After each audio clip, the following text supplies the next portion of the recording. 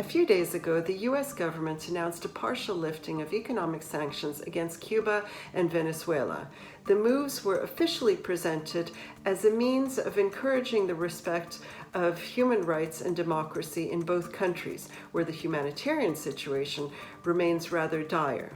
The impact of those moves on that situation is expected to be rather different in the case of either country.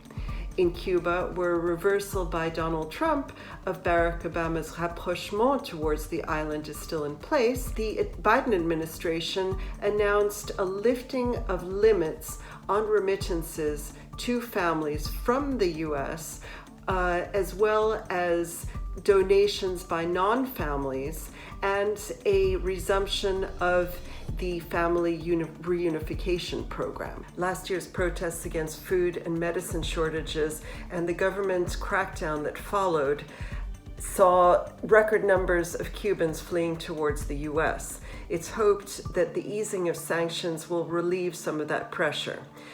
For Venezuela, the limited sanctions easing will focus more on allowing for oil to flow to Europe and for a U.S. oil company to sign a license with PDVSA, the state oil company, to maintain its facilities there. A nephew of the First Lady has been removed from the sanctions list, but it's expected that none of this will really have an immediate impact on Venezuelans who are also fleeing in record numbers towards the U.S.